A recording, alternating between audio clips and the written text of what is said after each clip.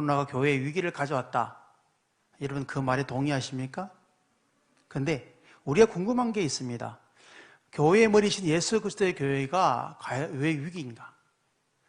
그리고 뿐만 아니라 하나님께 위기란 무엇인가? 우리가 이런 상황 속에 우리가 궁금할 것만 하면 삼위일체적인 그 교회와 위기에 처하는 교회는 같은가 다른가? 혹시 이 부분에 마찰은 없는가? 이게 우리가 이 시기에 봐야 될 현상이겠죠. 그래서 위기 속에 그리스도인들은 어떤 자세를 취해야 되는가? 가장 중요한 것은 하나님은 지금 무엇하고 계시는가? 또 하나님 무엇 하기를 원하시는가? 그렇다면 우리는 하나님의 일하심에 어떻게 동참하실 것인가? 그리고 나 중심적인, 교회 중심적인 우리의 신앙이 하나님의 중심적인 신앙으로 우리는 이것을 바꾸어야 한다는 것이죠. 다시 말하면 위기 상황 속에 우리가 해야 될 일은 넉놓고 있는 것이 아니라 하나님은 무엇하고 계시는가? 이 위기 속에 하나님의 일하심은 어떤 것인가를 우리가 발견하는 것은 굉장히 중요합니다. 제가 지금까지 제시했던 것은 뉴노멀 시대에 새롭게 바뀌는 생태계인데 자세히 보면요. 대부 어떻습니까? 동의되는 성경적인 본질 비잉입니다. 지금 우리가 시대가 요구하는 것은 우리가 방법론이 아니라 비잉이란 것이죠. 그래서 우리가 이 비잉이 드러나면서 두잉으로 이런 일들을 우리가 이제는 예측하고 봐야 된다는 것입니다.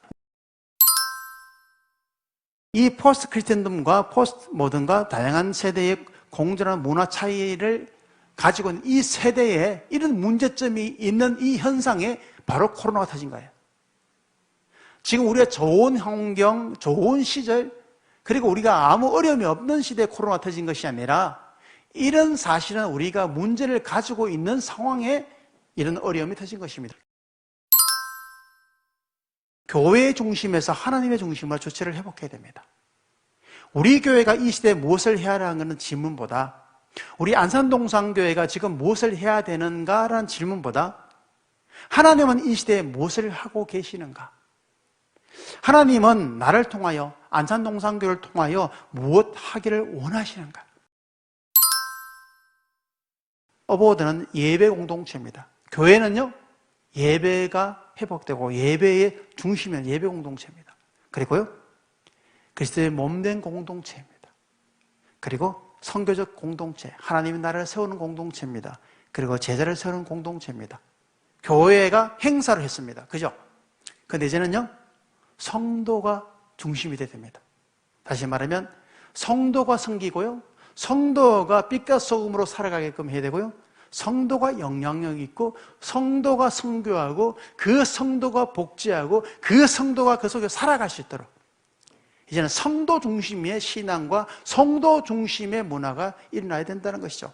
그들의 문화를 우리가 이해하고 또 그들 문화 속에 참여하고 그리고 우리에게 투명하면서 동시에 뭡니까? 책임지는 교회, 그리고 책임지는 성도가 되어야 됩니다.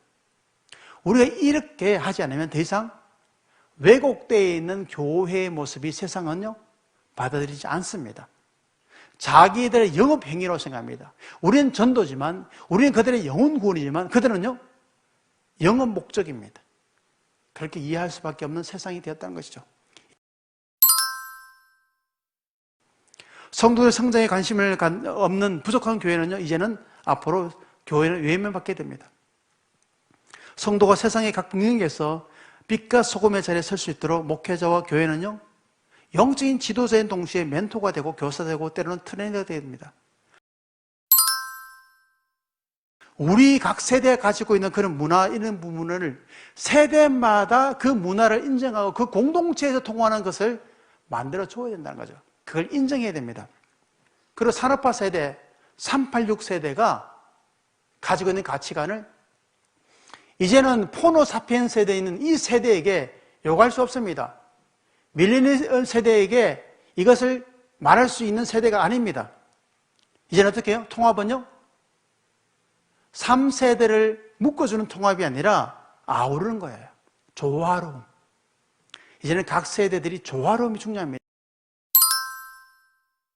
우리가 10대 이들에게 초점을 맞추는 것도 중요하지만 더 중요한 건 그 부모 세대에게 초점을 맞추는 것도 굉장히 중요하다는 거죠.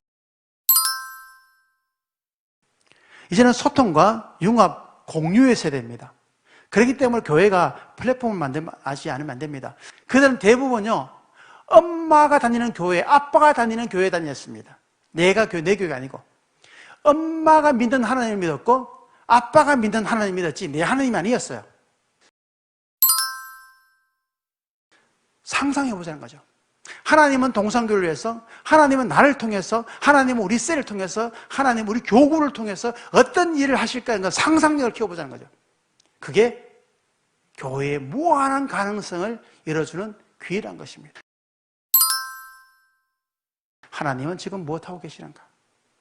하나님은 무엇 하기를 원하시는가? 그렇다면 나는 또한 우리는 하나님 일하시며 어떻게 동참할 것인가? 우리 동성교회가, 그리고 우리 셀이, 우리 교구가 과연 하나님의 어떠하신 일하시며 참여할 수 있을까라는 것을 발견하고 그곳에 우리가 눈을 뜨는 것이 굉장히 중요합니다.